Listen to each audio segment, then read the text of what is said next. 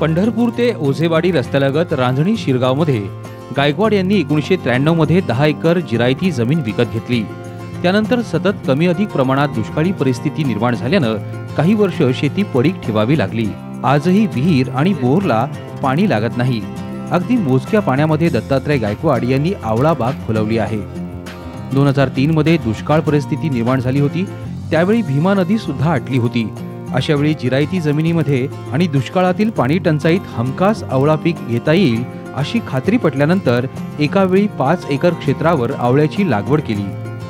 1993 साली वडिलांनी ही जमीन खरेदी केली आणि खरेदी केल्यानंतर त्यावेळेस पाणी भरपूर होतं म्हणून पहिले 4 वर्ष ऊसाचं पीक आम्ही निवडलं। ते गेलं सुद्धा, परंतु काय झालं नंतर 2003 साली नदी पहिल्यांदा पाणी नदीतलं कमी झालं, म्हणजे नदी पाणी आटलं म्हणलं तरी चालेल। मग अशा परिस्थितीत काय विचार काय म्हणजे कुठलं पीक निवडायचं, आता पुढे काय करायचं ह्या विचारानं मी हे आवळा पीक निवडलं आणि त्या संदर्भात मग त्या शेती विभागाला विचारणा केली। आवळा लागवड करण्यापूर्वी सर्व जमिनीची ट्रॅक्टरच्या सहाय्यानं नांगरट केली। त्यानंतर 7 बाय 7 मीटर समान अंतरावर 2 ते 2.5 फूट खड्डे घेऊन NH7 या जातीच्या 420 रोपांची लागवड केली। लागवडीसोबत प्रत्येकी 5 किलो शेणखत, 2 kilo super phosphate, 1 kilo urea आदी खतांची मात्रा दिली। 7 बाय 7 मीटरवर एक खड्डा घेऊन साधारण NH7 या जातीची आवळ्याची लागवड केली आणि त्याच्या ड्रिपच्या म्हणजे अगदी कमी पाण्यावर अगदी प्रत्येक झाडाला 5 लिटर पाणी ह्या हिशोबाने सुरुवातीच्या काळात मी पाणी दिलं। नंतर जसा विस्तार वाढेल तसं पाण्याची गरज मी वाढवली। शेतात कमी पाणी असल्यामुळे त्यांनी सुरुवातीपासूनच आवळा पिकासाठी ठिबक सिंचनाचा वापर सुरू केला। त्यामुळे पाणी कमी असून सुद्धा त्यांना पाहिजे तेव्हा पाणी देणं शक्य झालं। लागवडीनंतर 6 वर्षांनी झाडांना फळधारणा झाली।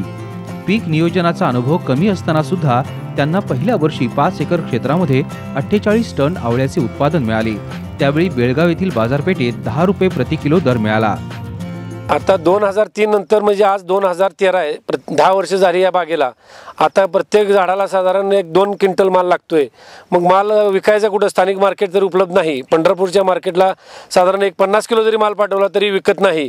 मग मार्केटचा विचार करत असताना बेळगाव असं लक्षात आलं की बेळगावला एकदम म्हणजे माल जातोय आणि विकला जातोय। तिथं माल आपल्या पोत्यात 40 किलोच्या पोत्यात जरी भरून पाठवला तरी विकला जातोय। मग तिथं 40 किलोची पॅकिंग ह्या प्रमाणे करून आम्ही आवळा पाठवतोय।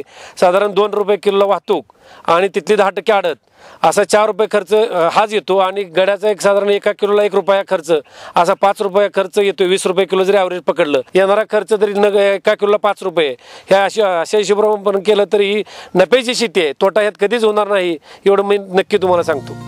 आयुर्वेदिक गुणधर्म असलेल्या आवळ्याचे वाढते महत्त्व लक्षात घेता जिरायती आणि कोरडवाहू शेतीसाठी आवळा हे पीक अत्यंत योग्य आहे। शिवाय हे पीक जवळपास 100 वर्षे इतक्या दीर्घकाळ उत्पादन देणारे आहे। दत्तात्रय गायकवाड यांच्याप्रमाणे महाराष्ट्रातल्या इतर शेतकऱ्यांनीही आवळ्याची लागवड केल्यास त्यांनाही कमी पाण्याचा वापर करून चांगलं आर्थिक उत्पन्न मिळवता येणं शक्य होणार आहे। भारत नागणे, साम टीव्ही, पंढरपूर।